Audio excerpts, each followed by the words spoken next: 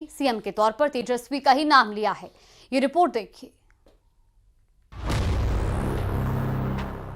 तेजस्वी आगे आगे है ना, और ये सरकार पीछे पीछे है ना। तारीख 30 अगस्त 2025, आरा के रमना मैदान में दोपहर का वक्त।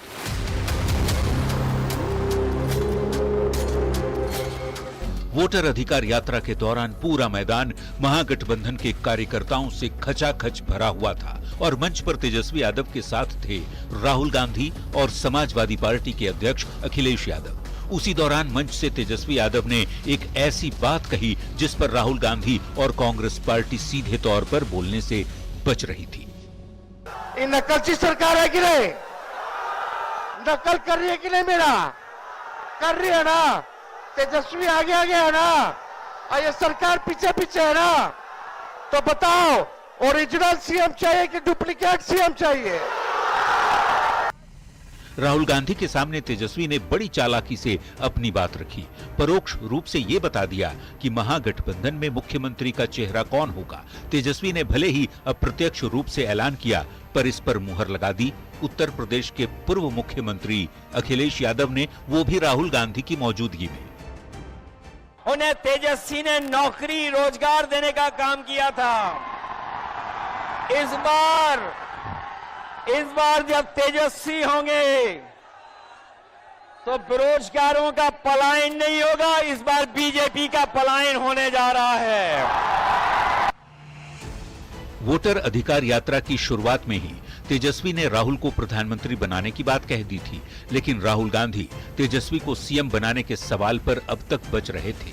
आइए उस बयान को दिखाते हैं कि अररिया में राहुल ने तेजस्वी को सीएम बनाने के सवाल पर क्या कहा था।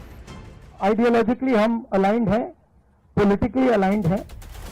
देखा आपने, राहुल गांधी जिस सवाल पर अब तक गोलमोल जवाब दे रहे थे, कांग्रेस अध्यक्ष राजेश राम और प्रभारी कृष्णा अल्लावरू सवाल को टालते आ रहे थे। उस प्रश्न को तेजस्वी यादव ने जनता से पूछकर ये साफ कर दिया कि बिहार चुनाव में इंडिया गठबंधन का मुख्यमंत्री चेहरा कौन होगा। अब देखना होगा इस पर कांग्रेस औपचारिक रूप से मुहर लगाती है या फिर क्या होता है। आरा संवाददाता चंदन कुमार के साथ ब्यूरो रिपोर्ट, न्यूज़ 18। तेजस्वी आगे आगे है ना, और ये सरकार पीछे पीछे है ना। पीएम मोदी और उनकी मां को गाली देने पर बीजेपी का गुस्सा बढ़ता जा रहा है। पटना से दिल्ली तक बीजेपी के कार्यकर्ता और नेता प्रदर्शन कर रहे हैं। राजधानी में बीजेपी नेता गांधी जी की प्रतिमा के नीचे मौन धरने पर बैठे। राहुल और कांग्रेस पर जमकर निशाना भी साधा। ये रिपोर्ट देखिए।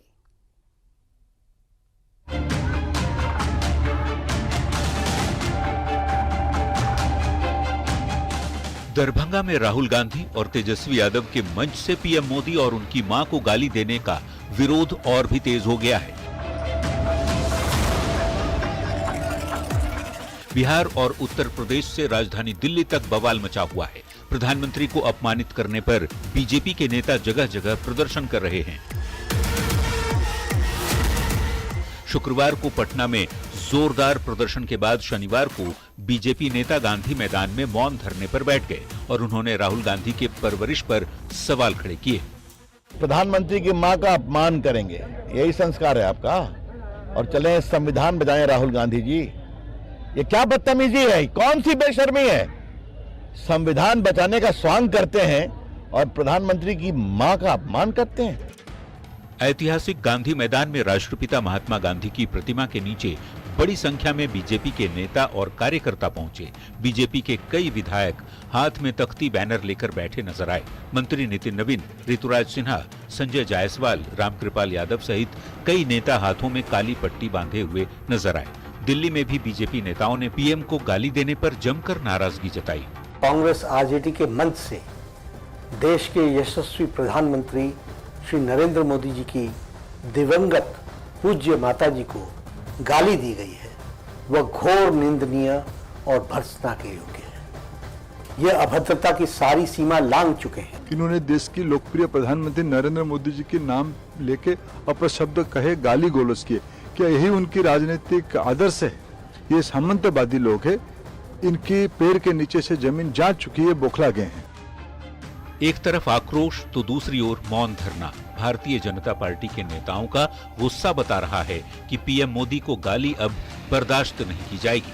प्रधानमंत्री की मां का अपमान अब सहन नहीं होगा और यही वजह है कि बिहार से लेकर दिल्ली तक बीजेपी ने कांग्रेस और राहुल के खिलाफ मोर्चा खोल दिया है। बीजेपी हमलावर है और कांग्रेस पूरी तरह बचाव की मुद्रा में आ गई है। न्यूज 18 संवाददाता चंद्रमोहन और रवि एस नारायण के साथ ब्यूरो रिपोर्ट, न्यूज 18।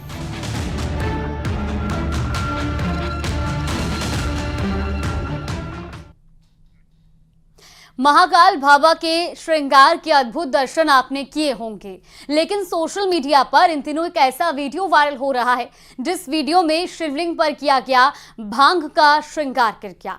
अब इस श्रृंगार को लेकर विवाद भी खड़ा हो गया है। ये तस्वीरें देखिए।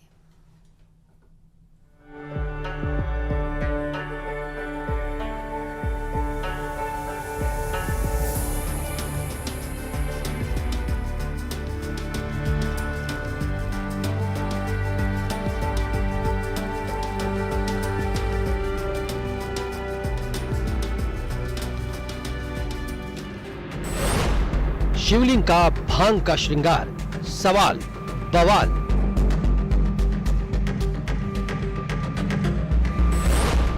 क्यों गिरा भांग का श्रृंगार?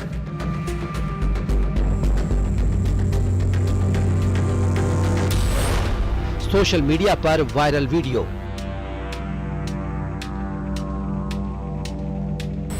विद्वत परिषद की मांग, बंद हो भांग का श्रृंगार।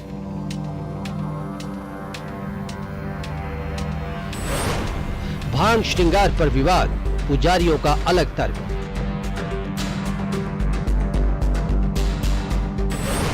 महाकाल मंदिर की परंपरा पर महाभारत।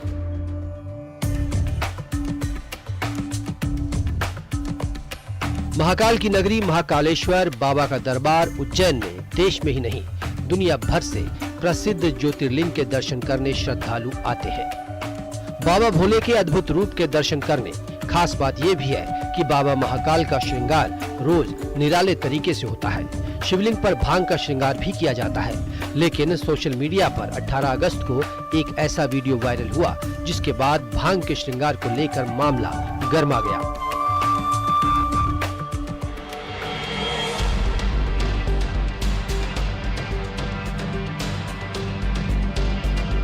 पहले वीडियो देखिए।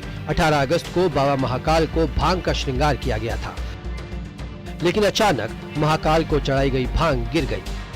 इसके बाद से भांग के श्रृंगार पर सवाल उठने लगे हैं। 18 अगस्त को रात 8 बजे का ये सीसीटीवी फुटेज है। इस वीडियो के वायरल होने के बाद उज्जैन विद्वत परिषद के अध्यक्ष और पूर्व आईएएस अफसर मोहन गुप्त ने भांग श्रृंगार का विरोध किया।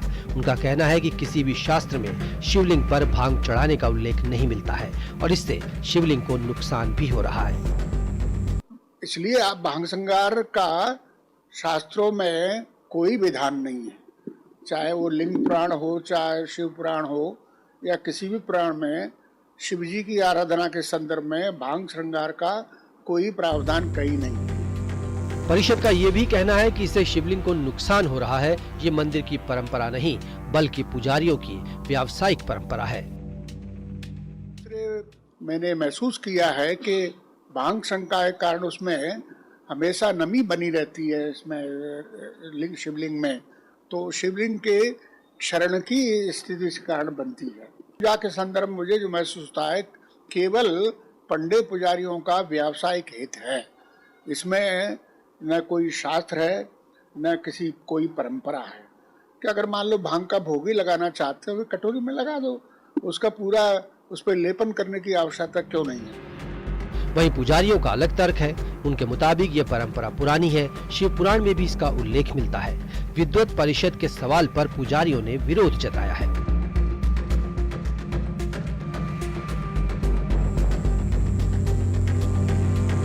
उनकी परंपरा की गत पूजा जो है उसे तो सुप्रीम कोर्ट ने भी कहा कि जो मंदिर की परंपरागत पूजा होती है उसमें किसी भी प्रकार का कोई भी हस्तक्षेप नहीं होता है। भगवान को भांग कई वर्षों से अर्पण की जाती है, लेपन भी किया जाता है और उसके भोग प्रसादी के रूप में भी लगाई जाती है। ये एक व्यवस्था है और पुराणों में भी कहीं न कहीं इसका उल्लेख है।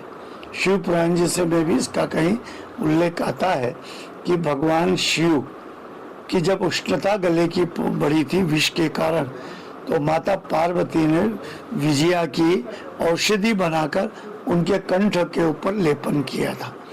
जब भगवान पे साक्षात शरीर के ऊपर माता पार्वती लेपन करती है तो वो एक परंपरा है। शिवलिंग से भांग गिरने पर क्या एक्शन हुआ ये भी सुनिए और नई व्यवस्था क्या बनाई गई है।